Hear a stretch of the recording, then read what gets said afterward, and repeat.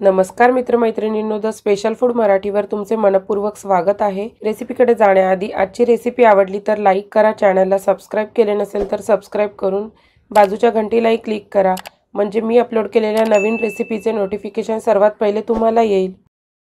आज आपण पितृपक्ष थाळी कमीत कमी वेळेमध्ये कशी तयार करायची ते बघणार आहे।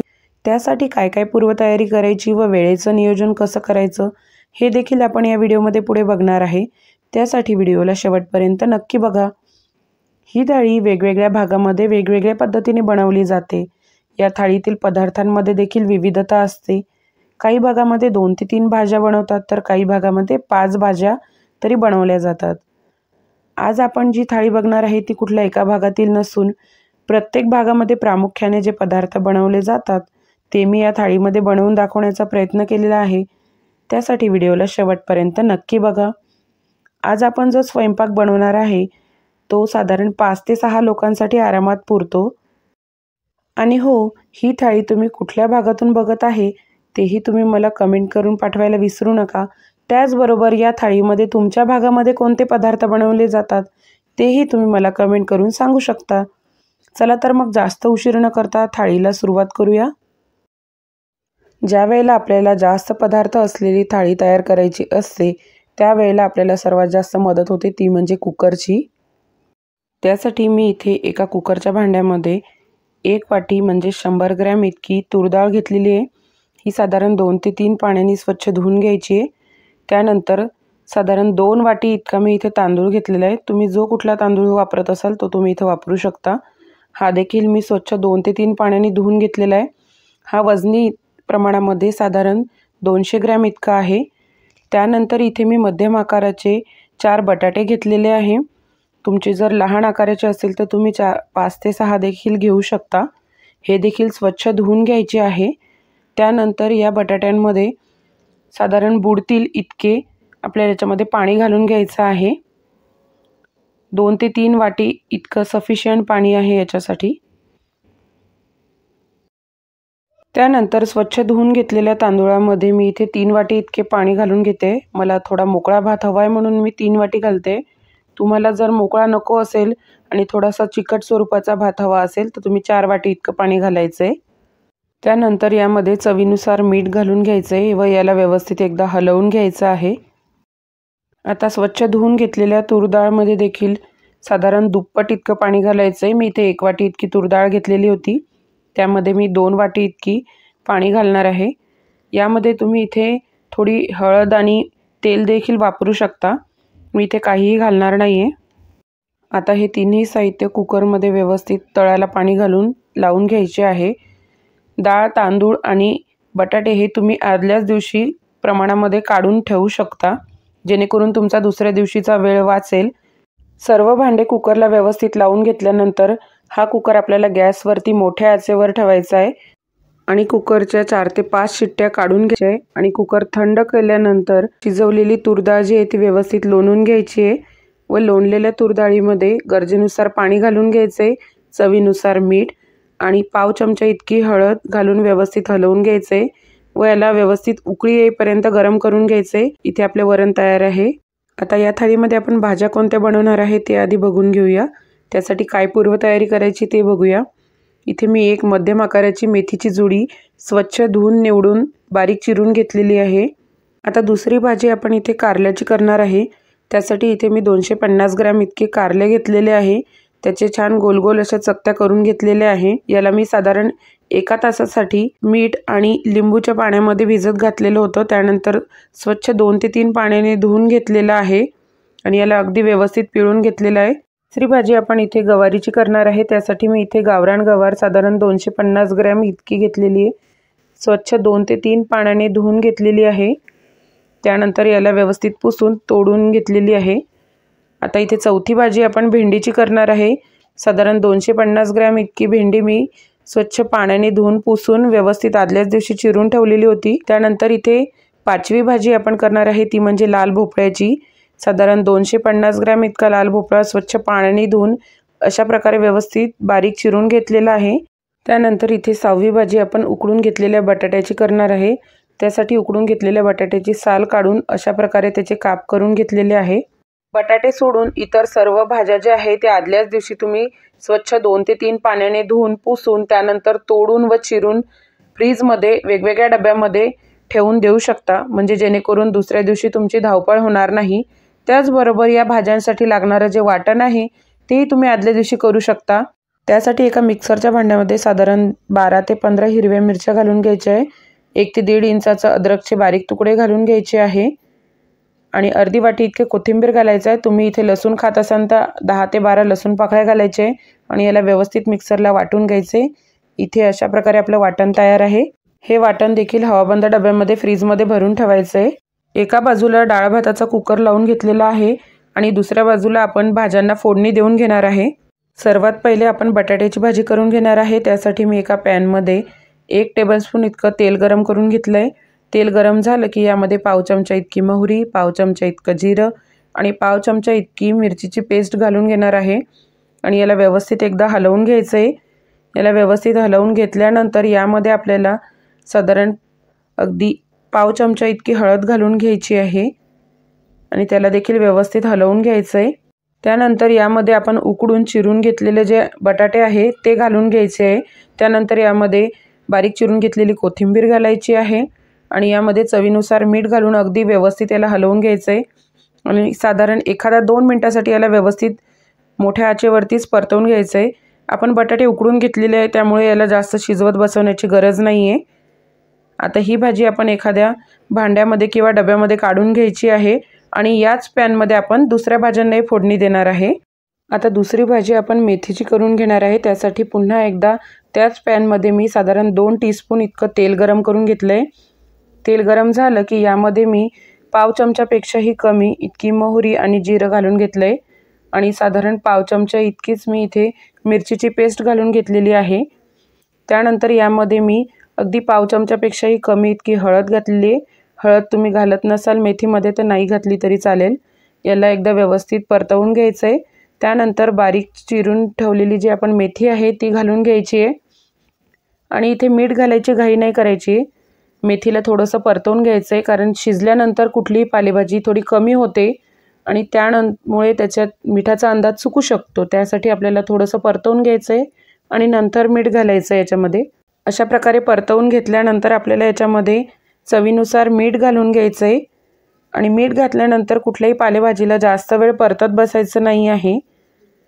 अगदी 30 सेकंदासाठी आपण याला परतलं तरी भरपूर आहे आणि ही देखील भाजी आपल्याला एखाद्या ताटामध्ये किंवा एखाद्या भांड्यामध्ये काढून घ्यायची आहे आणि याच पॅनमध्ये आपण आता पुढची भाजी करून घेऊया।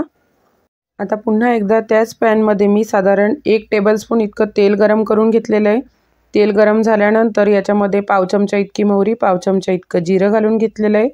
जिरं व मोहरी व्यवस्थित तडतडल्यानंतर याच्यामध्ये पाव चमचा इतकीच हिरव्या मिरचीची पेस्ट घालून घ्यायची आहे। हिरवी मिरचीची पेस्ट घातल्यानंतर या फोडणीला व्यवस्थित कलसवून घ्यायचं आहे। मिरचीचा कच्चेपणा जाईपर्यंत आपल्याला याला कलसवून घ्यायचं आहे। त्यानंतर यामध्ये साधारण पाव चमचा इतकी हळद घालून घ्यायची आहे। हळद घातल्यानंतर देखील याला व्यवस्थित कलसवून घ्यायचं आहे। त्यानंतर याच्यामध्ये स्वच्छ धुवून तोडून घेतलेल्या ज्या गवार आहे त्या घालून घ्यायच्या आहे। त्यानंतर याला व्यवस्थित साधारण 30 सेकंदासाठी व्यवस्थित परतवून घ्यायचं आहे। गवार व्यवस्थित परतवून घेतल्यानंतर यामध्ये चवीनुसार मीठ घालून घ्यायचं आहे। यामध्ये आता साधारण पाव चमचा इतकी धनेपूड घालायची आहे। पाव चमच्याचेही अर्धी इतके आपल्याला गरम मसाला घालून घ्यायचा आहे। मसाले घातल्यानंतर याला व्यवस्थित 30 सेकंदासाठी परतवून घ्यायचं आहे। मसाले जळू नये म्हणून याच्यामध्ये 1 टेबलस्पून इतकं पाणी घालायचं आहे आणि पुन्हा याला एकदा व्यवस्थित हलवून घ्यायचं आहे।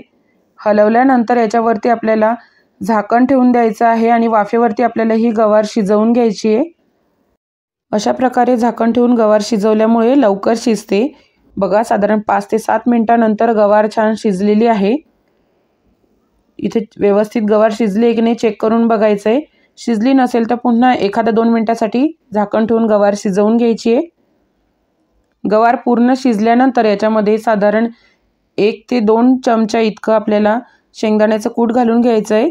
इथे मी जाडसर शेंगदाण्याचं कूट तयार करून घेतलेलं आहे आणि हे शेंगदाण्याचं कूट जे आहे ते भाजलेलं आहे। याच्यामध्ये आता थोडंसं बारीक चिरून घेतलेला कोथिंबीर घालून व्यवस्थित परतवून घ्यायचं आहे।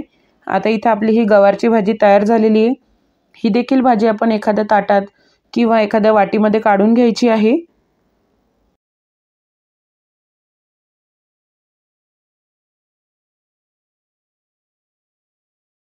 आता आपण लाल भोपळ्याची भाजी तयार करून घेणार आहे।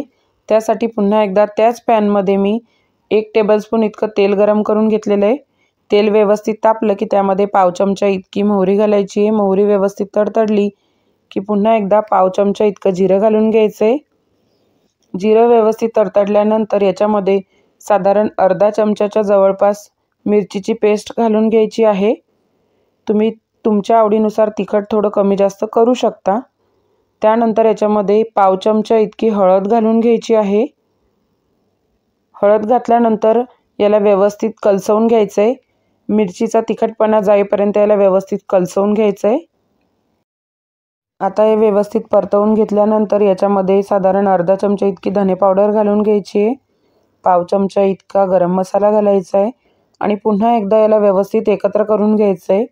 खूप जास्त वेळ परतण्याची गरज नाही आहे, फक्त हे मसाले एकत्र होईपर्यंत परतायचे आहे। हे मसाले जळून जाऊ नये यासाठी याच्यामध्ये साधारण 2 ते 3 टेबलस्पून इतकं पाणी घालून घ्यायचं आहे आणि पुन्हा याला व्यवस्थित एकत्र करून घ्यायचं आहे। बघा व्हिडिओमध्ये दाखवलं आहे त्याप्रमाणेच। आता लगेचच याच्यामध्ये चिरून घेतलेला लाल भोपळा घालायचा आहे। त्यानंतर यामध्ये चवीनुसार मीठ घालायचं आहे। मीठ घातल्यामुळे या भाजीला त्याचे स्वतःचे जसे पाणी सुटते आणि त्यामुळे हा भोपळा शिजायला मदत होते। वरतून जर आपण जास्तीचं पाणी घातलं तर या भाजीला एवढी फारशी चव येत नाही। याचे स्वतःचे जेव्हा पाणी सुटतं आणि त्यामध्ये हा भोपळा शिजतो तो खूप छान लागतो चवीला। तुम्ही जर अशा पद्धतीचा कधी केला नसेल तर नक्की करून बघा। आता साधारण 30 सेकंदासाठी याला परतवून घ्यायचं आहे। व्यवस्थित परतवल्यानंतर यावरती झाकण ठेवून याला व्यवस्थित शिजवून घ्यायचं आहे। साधारण 7 ते 10 मिनिटांमध्ये हा भोपळा व्यवस्थित शिजतो। साधारण 1-2 मिनिटांनंतर याला मधून हलवत जायचं आहे, म्हणजे हा तळाला लागणार नाही, कारण आपण याच्यामध्ये जास्तीचं पाणी घातलेलं नाही आहे। हा आपण वाफेवर शिजवून घेणार आहे। बघा साधारण 10-1 मिनिटांनंतर आपण याला बघत आहे। आता हा व्यवस्थित शिजलेला आहे। बघा मी तुम्हाला तोडूनही दाखवत आहे। व्यवस्थित शिजलेला आहे। आता पुन्हा याला व्यवस्थित हलवून घ्यायचं आहे आणि त्यानंतर याच्यावरती बारीक चिरून घेतलेला कोथिंबीर घालून घ्यायचा आहे। अशा प्रकारे आपली आता इथे ही लाल भोपळ्याची भाजी देखील तयार झालेली आहे। याला देखील एखाद्या डब्यामध्ये किंवा प्लेटमध्ये काढून घ्यायचं आहे। आता पुन्हा एकदा त्याच पॅनमध्ये 1 टेबलस्पून इतकं तेल गरम करून घ्यायचं आहे। तेल गरम झालं की यामध्ये पाव चमचा इतकी मोहरी, पाव चमचा इतकं जिरं घालून घ्यायचं आहे। जिरं मोहरी व्यवस्थित तडतडली की यामध्ये आपल्याला पाव चमचा इतकी मिरचीची पेस्ट घालायची आहे। मिरचीचा अंदाज तुम्ही तुमच्या आवडीनुसार कमी जास्त करू शकता। मिरची घातल्यानंतर व्यवस्थित याला परतवून घ्यायचं आहे आणि यामध्ये आता पाव चमचा इतकी हळद घालून घ्यायची आहे। मिरचीचा कच्चेपणा जाईपर्यंत हळद घातल्यानंतर पुन्हा एकदा परतवून घ्यायचं आहे। खूप जास्त वेळ परतायची गरज नाही, अगदी हलकासा असा मिरचीचा कच्चेपणा जाईपर्यंत याला परतवून घ्यायचं आहे। त्यानंतर यामध्ये बारीक चिरून घेतलेली भेंडी घालायची आहे व याला देखील साधारण 1 मिनिटासाठी परतवून घ्यायचं आहे। व्यवस्थित परतवल्यानंतर भेंडी चिकट होऊ नये यासाठी याच्यामध्ये 1 टीस्पून इतका लिंबाचा रस घालून घ्यायचा आहे। लिंबाचा रस घातल्यानंतर पुन्हा एकदा याला व्यवस्थित हलवून घ्यायचं आहे। हलवल्यानंतर याच्यातील कच्चेपणा लवकर जाण्यासाठी किंवा लवकर भेंडी शिजण्यासाठी याच्यावरती 1 मिनिटासाठी फक्त झाकण ठेवायचं आहे। संपूर्ण भेंडी शिजेपर्यंत नाही तर फक्त 1 मिनिटासाठी। 1 मिनिट भेंडी वाफवून घेतल्यामुळे भेंडी लवकर शिजायला मदत होते।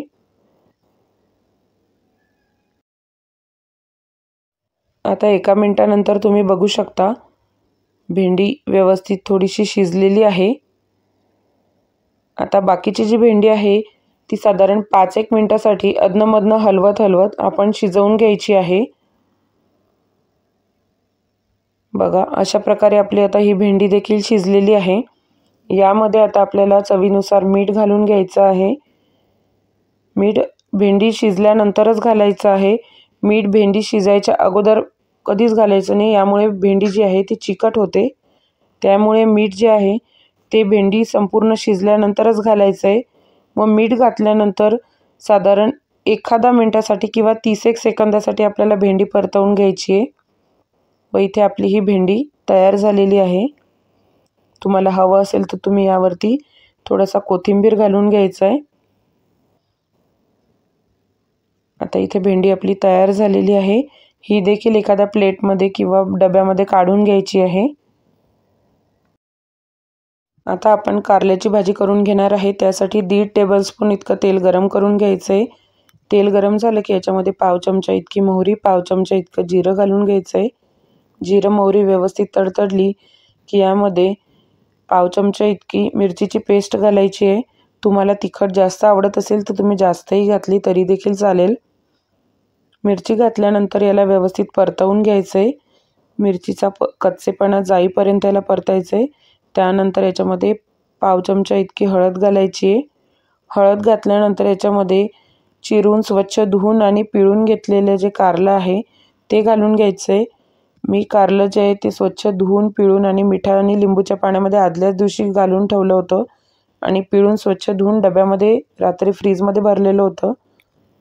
आता यामध्ये चवीनुसार मीठ घालून घ्यायचं आहे आणि याला व्यवस्थित कलसवून घ्यायचं आहे. साधारण 30 सेकंदासाठी याला व्यवस्थित कलसवायचं आहे आणि त्यानंतर साधारण 5 ते 7 मिनिटासाठी याला झाकण ठेवून वाफेवरती शिजवून घ्यायचं आहे.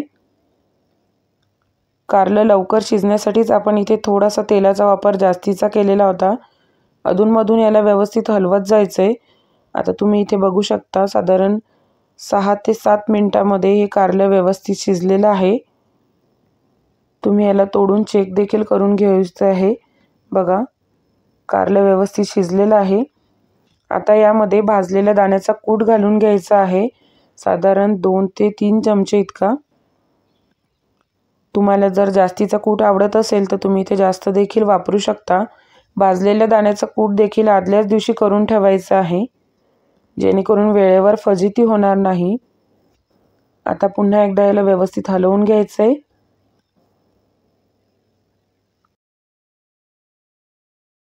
आता सर्वात शेवटी यामध्ये कोथिंबीर घालून घ्यायचं आहे आणि अशा प्रकारे आपली इथे कारल्याची भाजी तयार झालेली आहे. ही भाजी आपण एखाद्या प्लेटमध्ये किंवा डब्यामध्ये काढून घ्यायची आहे.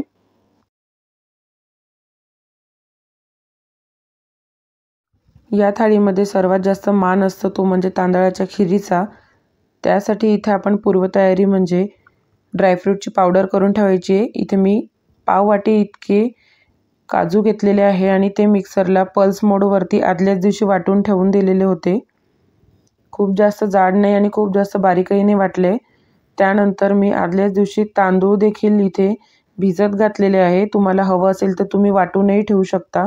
मी साधारण 4 चमचे इतके तांदूळ भिजत घातलेले आहे. इथे मी आंबेमोहर तांदळाचा वापर केलेला आहे. तुम्ही इथे कुठल्याही सुवासिक तांदळाचा वापर करू शकता. तुमच्याजवळ सुवासिक तांदूळ नसतील तर तुम्ही इथे कुठल्याही प्रकारचा तुमच्या घरात जो तांदूळ अवेलेबल असेल तो वापरू शकता. साधारण 1 ते 2 तासासाठी इथे तांदूळ व्यवस्थित भिजवून घ्यायचा आहे. आता हे भिजवलेले तांदूळ जे आहे ते मिक्सरच्या भांड्यामध्ये घालून घ्यायचं आहे. तांदूळ वाटताना फक्त कमीत कमी पाण्याचा वापर करायचा आहे, जेणेकरून आपली खीर जी आहे ती खूप जास्त पातळ होणार नाही आणि व्यवस्थित तांदूळ हे बारीक वाटले जातील. तुम्ही जास्त पाणी घेतलं तर ते तांदूळ जे आहे ते व्यवस्थित बारीक होणार नाहीत. यामध्ये मी अगदी थोडासा पाण्याचा वापर करणार आहे आणि मिक्सरला हे छान बारीक असे वाटून घेणार आहे. तुम्हाला जर तांदूळ वाटून ठेवायचे असेल तर आदल्या दिवशी संध्याकाळच्या नंतर वाटा, जेणेकरून हे तांदळाच्या पेस्टची टेस्ट जी आहे ती चेंज होणार नाही. बघा, अशा प्रकारे इथे मी तांदूळ हे वाटून घेतलेले आहे. बघा, या स्वरूपाचे बारीक असे हे तांदूळ वाटायचे आहे, जेणेकरून आपली खीर जी आहे ती खूप छान होईल. डाळ भाताचा कुकर झाल्यानंतर मी त्याच गॅसवरती एका कढईमध्ये भाज्या होईपर्यंत 1 लिटर दूध गरम करायला ठेवलेलं होतं. आता या गरम दुधामध्ये आपल्याला साधारण 80 ते 100 ग्रॅम इतकी साखर घालून घ्यायची आहे. साखरचे प्रमाण जे आहे ते तुम्ही तुमच्या आवडीनुसार कमी जास्त करू शकता. आधीच दूध गरम करायला ठेवल्यामुळे इथे देखील आपला वेळ वाचलेला आहे। जोपर्यंत आपण भाज्या करून घेत होतो तोपर्यंत इथे दूध देखील गरम झालेलं आहे।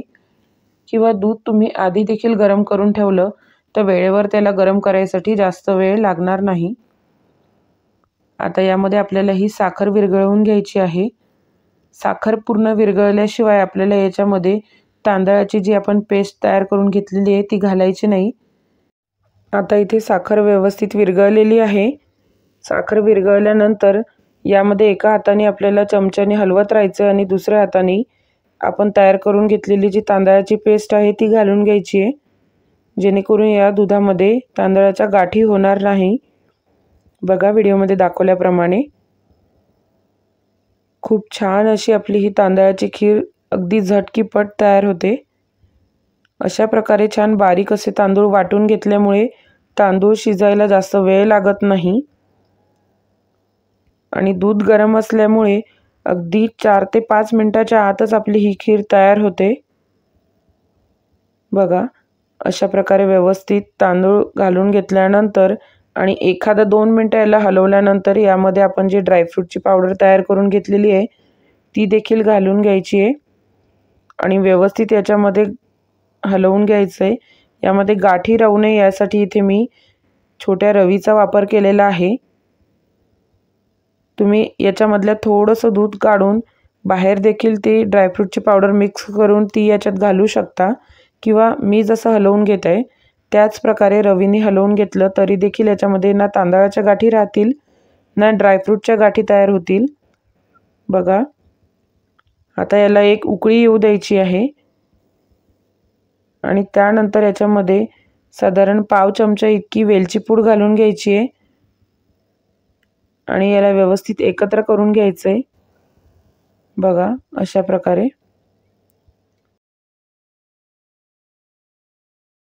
याला अगदी एक थोडीशी उकळी आली की आपली इथे ही तांदळाची खीर तयार झालेली आहे। बारीक पेस्ट तयार करून घेतल्यामुळे इथे तांदळाची खीर शिजायला जास्त वेळ लागत नाही। तुम्ही जर तांदूळाची जास्त मोठी कणी ठेवली तर तुम्हाला तांदूळ शिजायला थोडा वेळ द्यावा लागेल।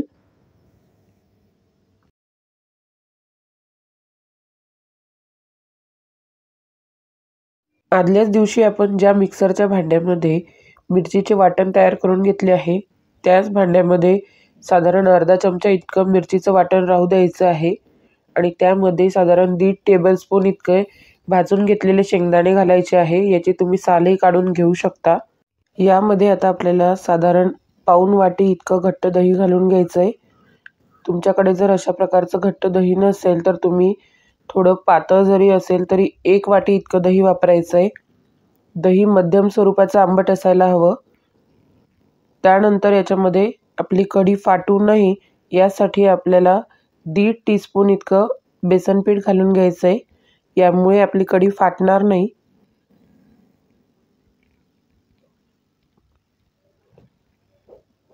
आणि आता हे मिक्सरला व्यवस्थित बारीक असं वाटून घ्यायचं आहे। एकदम बारीक स्वरूपाचं असं वाटायचं आहे, थोडंही जाड असायला नको। गरजेनुसार याच्यामध्ये तुम्ही थोडंसं पाणी घालू शकता। दही जर पातळ असेल तर पाणी घालायची आवश्यकता पडणार नाही। बघा अशा प्रकारे इथे आपले हे कढीचं वाटण वाटून तयार आहे। हे कढीचं वाटण देखील तुम्ही आदल्याच दिवशी तयार करून हवाबंद डब्यामध्ये फ्रीजमध्ये ठेवून देऊ शकता। आता आपण कढी तयार करून घेणार आहे। आदल्या दिवशीच आपण याचं वाटण देखील तयार करून ठेवलेलं होतं। त्यासाठी इथे मी एका पॅनमध्ये 1 टेबलस्पून इतकं तेल गरम करून घेतलेलं आहे। तेल व्यवस्थित गरम झालं की पाव चमचा इतकी मोहरी घालायची आहे। पाव चमचा इतकं जिरं घालून घ्यायचं आहे। जिरं व मोहरी व्यवस्थित तडतडली की यामध्ये पाव चमचा इतकी हळद घालायची आहे। त्यानंतर 8 ते 10 इतके कढीपत्त्याची पानं टाकायची आणि व्यवस्थित कलसवून घ्यायचं आहे। त्यानंतर आदल्या दिवशी आपण जे वाटण तयार करून ठेवलं होतं त्यामध्ये थोडंसं पाणी घालून याच्यामध्ये घालून घ्यायचं आहे व गरजेनुसार तुम्ही याच्यामध्ये पाणी आणखीचं जास्तीचं घालायचं आहे। तुम्हाला कितपत कढी घट्ट आणि पातळ हवी आहे त्यानुसार याच्यामध्ये पाणी घालायचं आहे। चवीनुसार मीठ घालून याला एक छान उकळी काढून घ्यायची आहे। उकळी आल्यानंतर याच्यामध्ये कोथिंबीर घालून घ्यायचं आहे। आता या इथे आपली कढी तयार झालेली आहे। ही देखील आपल्याला एखाद्या भांड्यामध्ये वगैरे काढून ठेवायची आहे आणि पॅन थोडासा क्लीन करून घ्यायचा आहे। जेणेकरून आपली जास्तीची भांडी भरणार नाही. त्यामुळे शक्य होईल तितक्या भाजीच्या ज्या फोडण्या आहेत त्या एकाच कढईमध्ये किंवा एकाच पॅनमध्ये द्यायच्या आहे. आता आपण मसाल्याच्या भाजीचे वाटण तयार करून घेऊया. त्यासाठी पाववाटी इतकं खोबरं आणि अर्धी वाटी इतके टोमॅटोचे काप मिक्सरच्या भांड्यात घालून बारीक वाटून घ्यायचे. सुकं खोबरं वापरत असाल तर भाजून घ्यायचं आहे. हे बारीक वाटून घेतलेलं वाटण मी आदल्याच दिवशी तयार करून ठेवलं होतं. आता एका पॅनमध्ये 1.5 टेबलस्पून इतकं तेल गरम करून घ्यायचं आहे. हलकं गरम तेल करायचं आहे. त्यानंतर याच्यामध्ये अर्धा चमचा इतकं लाल तिखट, पाव चमचा इतकी हळद, अर्धा चमचा इतकी धनेपूड आणि पाव चमचा इतका गरम मसाला घालून व्यवस्थित याला कलसून घ्यायचं आहे. तिखटाचा कच्चेपणा जाईपर्यंत मंद गॅसवरती याला भाजून घ्यायचं आहे. त्यानंतर आपण जे तयार करून घेतलेलं वाटण आहे ते याच्यामध्ये घालून घ्यायचं आहे आणि व्यवस्थित याला परतवून घ्यायचं आहे. तेल सुटेपर्यंत आपल्याला हे सारण जे आहे ते व्यवस्थित परतवून घ्यायचं आहे. हा मसाल्याच्या भाजीचा गोळा जो आहे तो अगदी व्यवस्थित भाजून घ्यायचा आहे. यामध्ये बिलकुल कच्चेपणा राहायला नको, कारण आपण हा कच्चाच वाटून घेतलेला होता. जर तुम्ही आधी याला व्यवस्थित भाजून घेतलेलं असलं तर याला जास्त वेळ नाही भाजलं तरी चालेल, परंतु जर कच्चा वाटून घेतलेला असेल तर याला अगदी व्यवस्थित तेल सुटेपर्यंत भाजायचं आहे. साधारण 2 ते 3 मिनिटांनंतरच तुम्ही लगेच बघू शकता याला हळूहळू तेल सुटायला लागलेलं आहे. तरीसुद्धा याच्यामध्ये अजूनही थोडाफार कच्चेपणा आहे. आता हे साधारण 2 ते 3 मिनिट झाल्यानंतर याच्यामध्ये मी अर्धा चमचा इतकं बेडगी मिरची पावडर घालून घेणार आहे. तुम्ही सुरुवातीला जरी घातली तरी पण चालेल किंवा तुम्हाला नाही घालायची असेल तर नाही घातली तरी पण चालेल. आता ही मिरची पावडर घातल्यानंतर आपल्याला पुन्हा एकदा या सारणाला व्यवस्थित हलवून घ्यायचं आहे आणि साधारण 2 ते 3 मिनिटं आणखी शिजू द्यायचं आहे, जेणेकरून याच्यामधला जो कच्चेपणा आहे तो पूर्णपणे नाहीसा होईल. बघा आता हा व्यवस्थित शिजलेला आहे आणि पॅनपासूनही वेगळा व्हायला लागलेला आहे. आता याच्यामध्ये गरजेनुसार पाणी घालून घ्यायचं आहे. तुम्हाला कितपत या भाजीची कन्सिस्टन्सी पाहिजे आहे त्यानुसार याच्यामध्ये पाणी घालायचं आहे. कोणाकोणाला या मसाल्याच्या भाजीचा जो रस्सा आहे तो जास्त घट्ट आवडतो, कोणाला पातळ आवडतो, त्यानुसार तुम्ही याच्यामध्ये पाणी घालू शकता. इथे फक्त पाणी घालताना कोमट पाण्याचा किंवा गरम पाण्याचाच वापर करायचा आहे. इथे थंड पाणी अजिबात घालू नका. गरम पाणी घातल्यामुळे किंवा कोमट पाणी घातल्यामुळे या भाजीला तरी छान येते.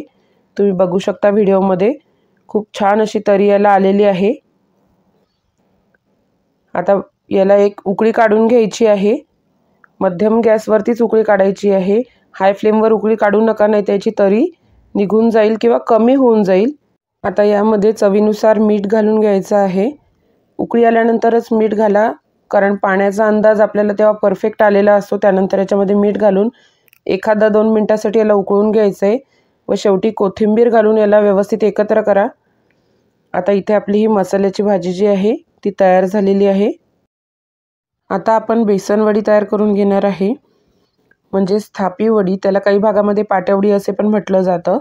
त्यासाठी इथे मी एका बाउलमध्ये 1 वाटी इतकं चाळून घेतलेलं बेसनपीठ घेतलेलं आहे. इथं बेसनपीठ आवर्जून बारीकच घ्यायचं आहे. आता यामध्ये चवीनुसार मीठ घालून घ्यायचं आहे व मीठ घातल्यानंतर याला व्यवस्थित एकत्र करून घ्यायचं आहे. व्यवस्थित एकत्र झाल्यानंतर यामध्ये आपल्याला पाणी घालून घ्यायचं आहे. पाण्याचं प्रमाण जे आहे ते एकदाच सर्व घालायचं नाही आहे, तर सुरुवातीला 1 वाटी इतकं घालायचं आहे आणि यामधल्या सर्व गाठी फोडून अगदी व्यवस्थित एकत्र करायचं आहे. तुम्हाला चमच्यानी जर एकत्र करायला जमत नसेल तर तुम्ही इथं छोट्या रवीचा जरी वापर केला तरी पण चालेल. अगदी एकही गाठ ह्याच्यामध्ये असता कामा नये, अशा प्रकारे याला व्यवस्थित एकत्र करून घ्यायचं आहे. बघा व्हिडिओमध्ये दाखवल्याप्रमाणे व्यवस्थित एकत्र झाल्यानंतरच याच्यामध्ये अर्धी वाटी इतकं पाणी घालायचं आहे आणि पुन्हा एकदा याला व्यवस्थित एकत्र करायचं आहे. इथं आपलं वडीचं जे सारण आहे ते तयार झालं आहे. आता एका पॅनमध्ये मी इथे 1 टेबलस्पून इतकं तेल गरम करून घेतलं आहे. यामध्ये पाव चमच्यापेक्षाही अर्धी इतकी मी मोहरी घातली आहे. पाव चमच्यापेक्षाही अर्धं इतकं मी जिरं घातलं आहे. त्यानंतर याच्यामध्ये साधारण पाव चमचा इतकीच मिरचीची पेस्ट घालून घेतली आहे आणि याला व्यवस्थित मिक्स करून घ्यायचं आहे. बस फक्त मिरचीचा कच्चेपणा जाईपर्यंत याला व्यवस्थित मिक्स करायचं आहे. त्यानंतर याच्यामध्ये पाव चमचा इतकी हळद घालायची आहे आणि 1 टेबलस्पून इतके बारीक चिरून घेतलेली कोथिंबीर घालायची आहे आणि पुन्हा एकदा याला व्यवस्थित मिक्स करून घ्यायचं आहे. ही सर्व प्रोसेस आपल्याला स्लो फ्लेमवरतीच करून घ्यायची आहे. म्हणजेच मंद गॅसवरतीच करून घ्यायची आहे, कारण आपली फोडणी इथे जळू शकते. त्यामुळे आपल्याला इथे पाणी नाही घालता येणार आहे, कारण आपण याचा पाण्याचा अंदाज चुकू शकतो. आता या तयार झालेल्या फोडणीमध्ये आपण बेसन पिठाचं मिक्सचर घालून घ्यायचं आहे. ज्या बाउलमध्ये आपण बेसन पिठाचं मिक्सचर तयार केलं होतं त्यामध्ये अर्धी वाटी पाणी घालायचं आहे पुन्हा, आणि तेही विसळून आपल्याला याच सारणामध्ये घालून घ्यायचं आहे. आता मंद गॅसवरतीच आपल्याला हे संपूर्ण साहित्य व्यवस्थित एकत्र करायचं आहे आणि या बेसन पिठामधलं जे पाणी आहे ते आटवून घ्यायचं आणि याच्यातल्या सर्व गाठी फोडून घ्यायच्या आहे. बघा व्हिडिओमध्ये दाखवल्याप्रमाणे अशा प्रकारे थोडंसं पाणी आटलं की याला आपल्याला वाफेवरती शिजवून घ्यायचं आहे, साधारण 2 ते 3 मिनिटासाठी. इथे जास्तीचं पाणी घालण्याची गरज नाही आहे, मी अगदी अचूक पाण्याचा अंदाज दिलेला आहे. आता यावरती झाकण ठेवून 2 ते 3 मिनिटं याला वाफ काढून घ्यायचं आहे. अधनंमधनं याला व्यवस्थित हलवत जायचं आहे, जेणेकरून हे तळायला लागणार नाही. आता इथे तुम्ही बघू शकता याला खूप छान अशी चकाकी आलेली आहे. आता साधारण 3-1 मिनिट झालेले आहे आणि हे आपलं सारण जे आहे ते व्यवस्थित तयार झालेलं आहे. आता आपण याला प्लेटवरती थापून घेऊया. आता थापी वडी तयार करण्यासाठी इथे मी एका प्लेटला तेल लावून घेतलेलं आहे. खूप जास्त नाही, अगदी थोडंसं तेल लावून घ्यायचं आहे. त्यानंतर आपण जे बेसन पिठाचं सारण तयार केलेलं आहे ते यावर घालून घ्यायचं आहे. ही प्रोसेस आपल्याला खूप फास्ट करायची आहे, कारण बेसन पीठ थंड झाल्यानंतर ही वडी आपण थापू शकत नाही, किंवा थापल्याही गेली तरी याचे तुकडे पडतात. अगदी तुकडे न पडणारी थापी वडी जर तयार करायची असेल तर ही प्रोसेस आपल्याला फास्ट करायची आहे. बघा, तुमच्याकडे जर असा स्पॅच्युला नसेल तर तुम्ही कुठल्याही वाटीने वगैरे पण याला थापू शकता. फक्त वाटीला खालच्या बाजूनी थोडंसं तेल लावून घ्यायचं आहे आणि अशा प्रकारे थापून घ्यायचं आहे. जर तुम्हाला हाताने थापता येत असेल तर तुम्ही हाताने थापू शकता. फक्त हाताला थोडा थंड पाण्याचा हात घ्यायचा आणि मग थापून घ्यायचं आहे. आणि लगेचच यावरती थापल्यानंतर थोडीशी कोथिंबीर घालून घ्यायची आहे आणि खिसून घेतलेलं खोबरं घालून घ्यायचं आहे. इथे तुम्ही ओल्या खोबऱ्याचा जर वापर केला तर ती अजूनच टेस्टी लागते, नसेल तर सुकंही वापरलं तरी पण चालेल. हे कोथिंबीर आणि खोबरं जे आहे ते देखील याच्यामध्ये अगदी हलक्या हाताने थापून घ्यायचं आहे, म्हणजे ते नंतर जेव्हा आपण वड्या कापू त्याच्यानंतर पडणार नाही. बघा व्हिडिओमध्ये दाखवल्याप्रमाणे. आता याला साधारण 15 ते 20 मिनिटासाठी थोडंसं थंड होऊ द्यायचं आहे. तोपर्यंत आपण दुसरी कामं उरकून घेऊया. आता साधारण 20-1 मिनिटानंतर तुम्ही बघू शकता अगदी व्यवस्थित ही सेट झालेली आहे. आता आपण याच्या वड्या कापून घेऊया. बघा व्हिडिओमध्ये दाखवल्याप्रमाणे. या इथे तुम्ही बघू शकता कुठेही आपल्या वडीचे तुकडे पडले नाही. अगदी मौसूद अशी ही थापी वडी तयार झालेली आहे. ही तुम्ही मसाल्या भाजीबरोबर खाऊ शकता. आता आपण अळूवडी तयार करून घेणार आहे. त्यासाठी आपल्याला लागणार आहे ते म्हणजे अळूची पानं. इथे मी साधारण 5 पानं अळूचे घेतलेले आहे. तुम्हाला जर जास्त प्रमाणामध्ये अळूवडी तयार करायची असेल तर तुम्ही हेच प्रमाण दुप्पट घ्यायचं आहे. मी मोजकी आणि नैवेद्यापुरतीच अळूवडी इथे तयार करणार आहे. आता आपल्याला व्हिडिओमध्ये दाखवल्याप्रमाणे याचे जे जाडसर शिरा आहेत त्या काढून घ्यायचा आहे आणि देठाचा भाग देखील काढून घ्यायचा आहे. याच्यामुळे आपल्याला अळूवडीचा रोल करायला सोपं पडेल. अशा प्रकारे शिरा काढल्यानंतर तुम्ही याच्यावरती लाटणं देखील फिरवून घेऊ शकता. या इथे मी 5 पानांचे देठ आणि शिरा काढून घेतलेला आहे, बघा व्हिडिओमध्ये दाखवल्याप्रमाणे. आता या इथे आपण अळूवडीसाठी लागणारं जे बेसन पिठाचं सारण आहे ते तयार करून घेऊया. त्यासाठी इथे मी 1 वाटी इतकं बारीक बेसन पीठ चाळून वापरलेलं आहे. त्यानंतर अर्धा चमचा इतकं तीळ घालून घ्यायचे, पाव चमचा इतकं जिरेपूड घालायची आहे. त्यानंतर याच्यामध्ये चवीनुसार मीठ घालून घ्यायचं आहे. त्यानंतर याच्यामध्ये अळूवडी खुसखुशीत व्हावी यासाठी अगदी 1 चिमूट इतका खायचा सोडा घालायचा आहे. त्यानंतर एखादा 2 टेबलस्पून इतका आपल्याला बारीक चिरलेला कोथिंबीर घालायचा आहे. अर्धा चमचा इतका हिरवी मिरची आणि अद्रकची पेस्ट घालून घ्यायची आहे. त्यानंतर पाव चमचा इतकी हळद घालायची आहे आणि आता हे सर्व साहित्य अगदी व्यवस्थित एकत्र करून घ्यायचं आहे. संपूर्ण साहित्य व्यवस्थित एकत्र करून घेतल्यानंतर याच्यामध्ये आपल्याला गरजेनुसार पाणी घालून घ्यायचं आहे. अगदी थोडं थोडं असं पाणी घालायचं आणि याचं एक घट्ट मिश्रण करून घ्यायचं आहे. खूप जास्त घट्ट हे मिश्रण आपल्याला तयार करायचं नाही आहे, कारण घट्ट जर जास्त झालं तर आपल्याला हे अळूच्या पानांना लावता येणार नाही. अळूच्या पानांना सहज लावता येईल इतपत आपल्याला हे सैल ठेवायचं आहे फक्त। जास्त पातळ जर झालं तर आपल्याला अळूवडीचा रोल जो आहे तो तयार करता येत नाही। बघा व्हिडिओमध्ये दाखवल्याप्रमाणे आपल्याला हे मिश्रण तयार करून घ्यायचं आहे। सर्वात शेवटी याच्यामध्ये अर्धा चमचा इतका चिंचेचा कोळ घालायचा आहे आणि पुन्हा याला व्यवस्थित एकत्र करून घ्यायचं आहे। छान व्यवस्थित फेटून घ्यायचं आहे याला। बघा व्हिडिओमध्ये दाखवल्याप्रमाणे एकाच डायरेक्शनने थोडंसं फेटून घ्यायचं आहे। आता हे बेसन पिठाचं मिक्सचर जे आहे ते आपण अळूच्या पानांना लावून घेणार आहे। त्यासाठी सर्वात मोठे पान जे आहे ते सुरुवातीला घ्यायचे आणि अळूचे जे पानं आहेत त्याचा समोरचा भाग जो आहे तो खालच्या दिशेने करायचा आणि मागच्या बाजूला व्हिडिओमध्ये दाखवल्याप्रमाणे हे बेसन पिठाचं मिक्सचर लावून घ्यायचं आहे। खूप जास्त जाड थर लावायचं नाही आहे, पातळ पातळ असा हा थर लावून घ्यायचा आहे। एक अळूचे पान लावून झाल्यानंतर दुसरे पान ठेवताना देठाचा भाग जो आहे तो खालच्या दिशेने ठेवायचा आहे आणि टोक जो आहे पानाचा ते वरच्या दिशेने ठेवायचं आहे, म्हणजे अळूवडीचा रोल करताना आपल्याला सोपं पडेल। फक्त खालची बाजू जी आहे ती खालच्याच दिशेने ठेवायची आहे आणि पानाच्या मागच्या बाजूलाच आपल्याला हे बेसन पिठाचं मिक्सचर लावायचं आहे। असं करत करतच आपण संपूर्ण 5ही पानं एकाच रोलमध्ये लावणार आहे। तुम्ही जास्त जर करत असाल तर 2 ते 3 रोल वेगवेगळे बनवायचे आहे। जास्तीत जास्त 4 ते 5 पानच एका अळूवडीच्या रोलमध्ये ठेवायचे आहे, जेणेकरून तो रोल व्यवस्थित बांधता येईल। मी इथे फक्त 5च पानांचा वापर करणार आहे, त्याच्यामुळे मी एकच रोल बनवते आहे। तुम्ही जर 10 पानं वापरत असाल तर 2 रोल बनवा।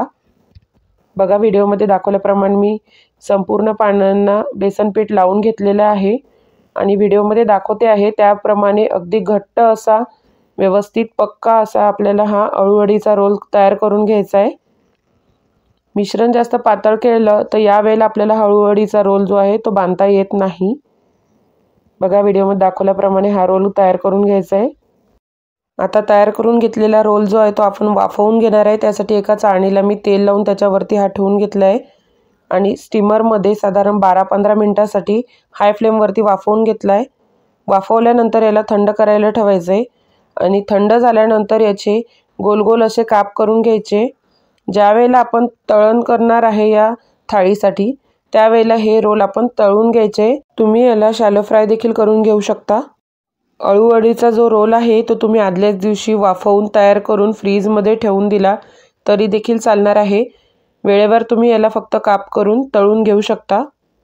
आता आपण उडीद वड्याचं सारण तयार करून घेणार आहे।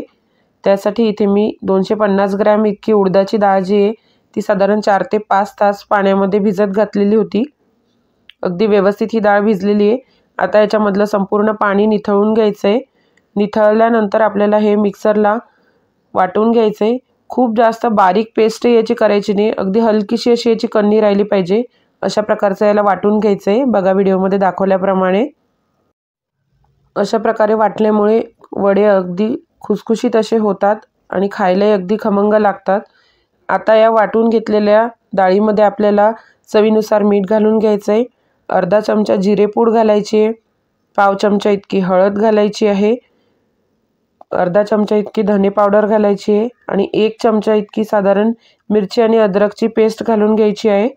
इथे तुम्ही तिखटचा अंदाज जो आहे तो तुमच्या आवडीप्रमाणे कमी जास्त करू शकता। त्यानंतर साधारण 2 टेबलस्पून इतकी बारीक चिरून घेतलेली कोथिंबीर घालायची आहे। तुम्ही इथे अर्धा चमचा इतकी बडीशेप पूड जरी घातली तरी पण चालणार आहे। आता हे व्यवस्थित एकत्र करून घ्यायचं आहे। हे सारण देखील तुम्ही आदल्या दिवशी तयार करून फ्रीजमध्ये ठेवू शकता आणि आता हे वेळेवर तळायला घ्यायचं आहे। आता आपण तळणीचे पदार्थ तयार करून घेऊया। त्यासाठी इथे मी मध्यम आचेवरती तेल गरम करून घेतलं आहे। सुरुवातीला मी 4 ते 5 इतक्या कुरडया काढून घेणार आहे। त्यानंतरच मी याच्यामध्ये 4 ते 5 इतके तांदळाचे पापडही तळून घेणार आहे। दुसऱ्या पदार्थांचा फ्लेवर याला येऊ नये यासाठी पहिले हे 2 पदार्थ मी इथे तळून घेणार आहे।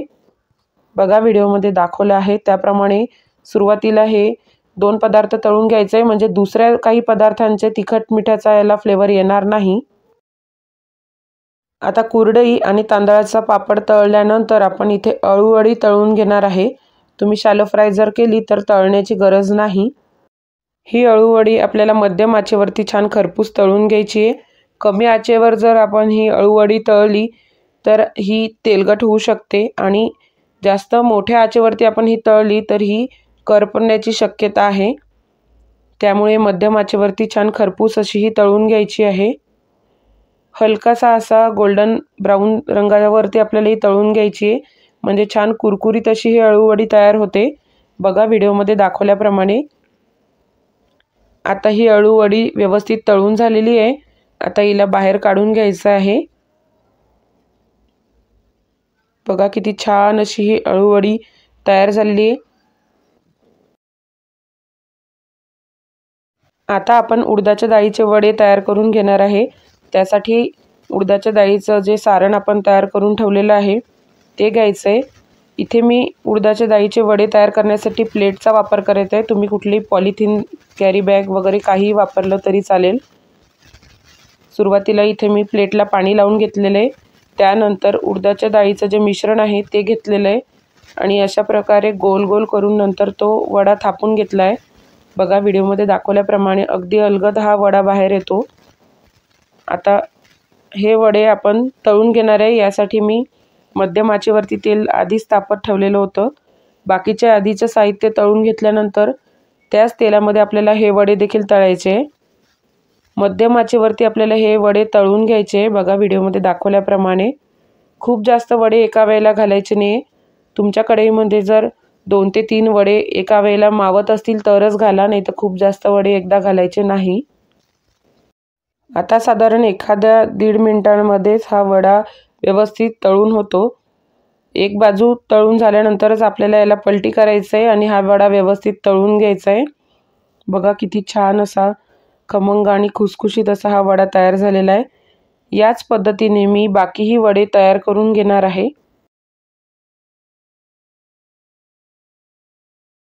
आता सर्वात शेवटी आपल्याला उडदाच्या डाळीचे पापड तळून घ्यायचे आहे। त्याच तेलामध्ये आपल्याला हे पापड देखील तळायचे आहे। काही भागांमध्ये उडीद डाळीचा वडा केला की हे उडदाचे पापड तळत नाही। तुमच्याकडे जर तळत नसतील तर नाही तळले तरी पण चालेल। इथे मी साधारण 4 ते 5 इतके उडीद पापड तळून घेणार आहे। तुम्हाला जर कमी जास्त करायचे असेल तर तुम्ही प्रमाण कमी जास्त करू शकता। तयार करून घेतलेले सर्व पदार्थ आपल्याला एका ताटामध्ये किंवा केळीच्या पानावरती वाढून घ्यायचे। अशा प्रकारे आपली पितृपक्षाची थाळी तयार झालेली आहे। तुमच्या भागामध्ये या व्यतिरिक्त कोणते कोणते पदार्थ आणखी बनवले जातात ते मला तुम्ही कमेंटमध्ये लिहून पाठवायला विसरू नका। आजची ही पितृपक्षाची थाळी जर तुम्हाला आवडली असेल तर एक लाईक नक्की करा आणि हो, तुमच्या मित्रपरिवाराला देखील शेअर करा आणि चॅनलला सबस्क्राईब केले नसेल तर चॅनलला सबस्क्राईब नक्की करा। पुन्हा भेटूया अशाच एखाद्या नवीन रेसिपी बरोबर। रेसिपी पाहिल्याबद्दल धन्यवाद।